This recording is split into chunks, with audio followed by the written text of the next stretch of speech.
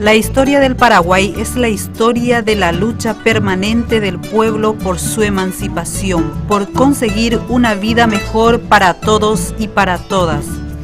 Los sectores mayoritarios de la sociedad paraguaya, campesinos, campesinas, obreros y obreras, desempleados y desempleadas, quienes viven en la pobreza y la marginación, siempre hemos buscado liberarnos de la explotación, de los opresores internos y de los colonizadores extranjeros.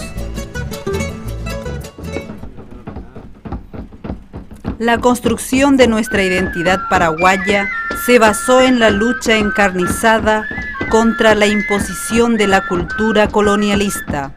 La primera colonización sobre nuestras tierras empezó en 1537 con la llegada de los conquistadores españoles. La mujer indígena fue la principal protagonista de la resistencia y de que el modo de ser de los guaraníes siga vivo hasta hoy en nuestra cultura paraguaya. Una de las primeras líderes revolucionarias fue la india Juliana. Durante la época de la colonización, los guaraníes, mujeres y hombres, se levantaron contra los conquistadores. La lucha del pueblo guaraní era contra la imposición de una cultura que traía el mal a su gente y a su tierra. La lucha era por la defensa del modo de ser, del tecó de los guaraníes, que en aquella época vivían en una sociedad comunista primitiva, que es una forma de tecoyoyá. Hoy los herederos y las herederas de aquellas luchas seguimos luchando por recuperar nuestro modo de vida entre iguales, nuestro tecoyoyá. Se destacan durante el periodo colonial la resistencia cultural de los chamanes Oberá en el año 1579 y Paltaná en 1616, quienes a través del don de la palabra y la danza instaban a rechazar y resistir la imposición de los españoles.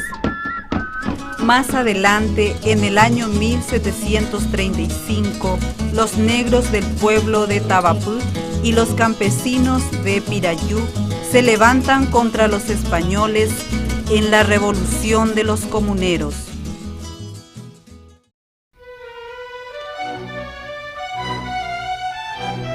Nuestra independencia y la consolidación del Paraguay como nación soberana se dan desde 1811 hasta 1865 aproximadamente. El pueblo paraguayo se desarrolló rápidamente durante los gobiernos patrióticos del Dr. Francia y los López. El Paraguay se convirtió en una potencia latinoamericana. Francia fue nombrado dictador temporal del Paraguay por un congreso de 1000 diputados, en su mayoría campesinos. Durante su gobierno se realizó la primera reforma agraria. Durante el gobierno de los López, el Paraguay inició su proceso de industrialización. En esta época, el Paraguay se convirtió en una potencia latinoamericana y era el único país de la región que no había permitido la entrada del capital extranjero.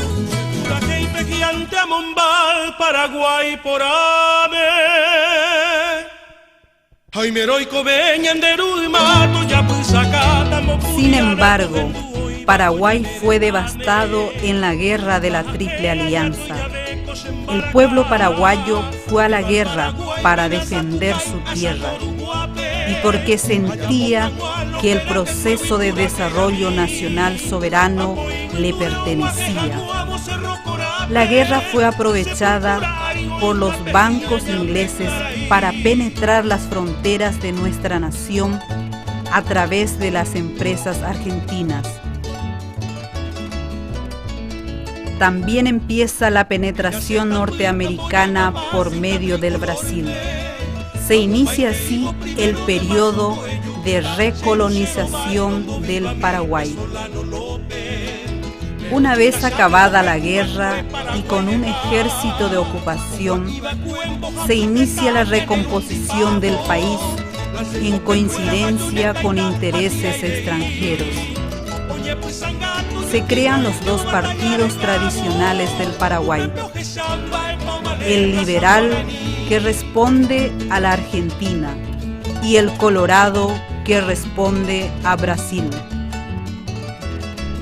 En 1904 se produce el primer levantamiento campesino de la nueva era colonial del Paraguay. El campesinado se rebela contra la venta masiva de tierras por parte de los gobiernos liberales y contra los nuevos dueños ilegítimos de esas tierras que intentan expulsarlos.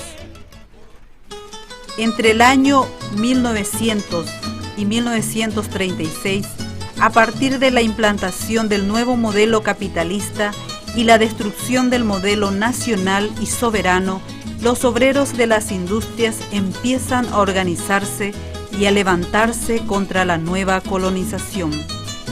En esta misma época también empiezan a discutirse las ideas socialistas. Se producen importantes movimientos estudiantiles y obreros. Se funda el Partido Comunista Paraguayo, que tuvo gran protagonismo acompañando las luchas del pueblo. En 1923 es electo diputado nacional Rufino Recalde Milesi, el primer diputado socialista del Paraguay, lo que demuestra el ascenso de la conciencia política del pueblo. El gobierno liberal se opone a que Recalde asuma su cargo. En 1936, los campesinos excombatientes se organizan y junto con partidos políticos y otros sectores impulsan la gesta revolucionaria que llevará a Rafael Franco al poder. Cuando triunfa la revolución, los campesinos excombatientes organizan uno de los primeros frentes populares que tiene como principal reivindicación la reforma agraria. Franco responde positivamente a esta exigencia e inicia la segunda reforma agraria del Paraguay, que es truncada por los liberales terratenientes que dan un golpe de Estado al ver amenazados sus intereses. En 1940, el mariscal Estigarribia, entonces presidente del Paraguay, aprueba una constitución para asegurar los intereses de los terratenientes y luego muere en un accidente. Asume la presidencia Higinio Morínigo, quien era ministro de Estigarribia. Morínigo profundiza su política a favor de los terratenientes y además reprime y coopta a los movimientos sociales y a los partidos de izquierda. Morínigo era de tendencia nazi-fascista. Como respuesta a la política fascista y oligárquica de Morínigo, en 1947 los campesinos, juntos con los liberales, febreristas y comunistas, impulsan un levantamiento civil-militar, buscando reorientar el proceso político hacia sus principios populares originales. En 1948 el levantamiento es vencido. Empieza la nueva era de dominación política de los terratenientes y empresarios vinculados a intereses extranjeros. En 1954 inicia su mandato el general Stroessner, dictador por 34 años hasta 1989.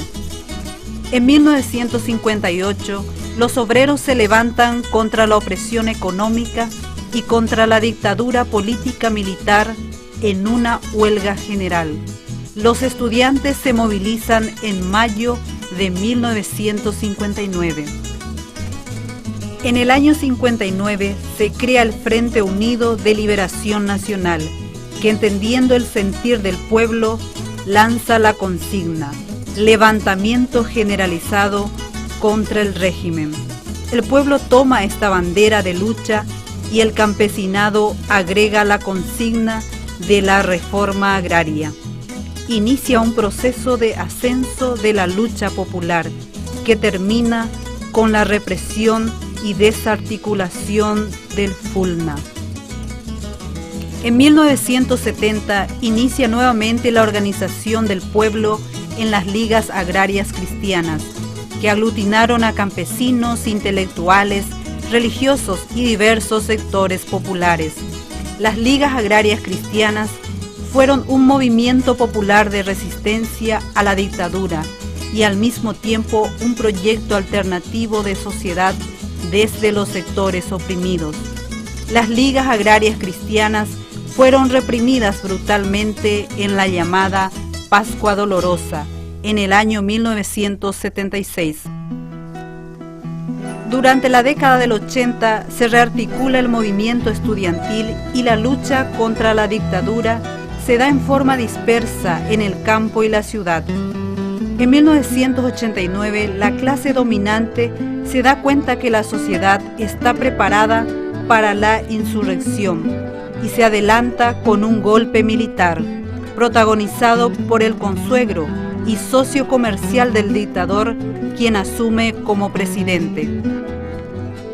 Empieza así un periodo de casi 20 años de continuismo del sistema y de lucha valiente del movimiento social y popular contra el nuevo modelo de colonización, el neoliberalismo. Durante la década de 1990 se desarrolla fuertemente el movimiento campesino y el movimiento obrero. Este último se desarticula por la cooptación de sus líderes. El movimiento campesino entra posteriormente en un proceso de división de varios frentes y organizaciones pequeñas. A partir del 2000 se articulan importantes sectores del campesinado, los obreros, partidos de izquierda, estudiantes, sectores medios de la sociedad en un esfuerzo de reunificación del campo popular. La causa principal es en contra de las privatizaciones de la política neoliberal y a favor de un modelo de desarrollo nacional soberano. La lucha antineoliberal triunfa al frenar las privatizaciones, pero el neoliberalismo logró implantarse en otros sectores como la educación. Se dan importantes experiencias de unidad como el Congreso Democrático del Pueblo y el Frente Nacional por la Soberanía y la Vida.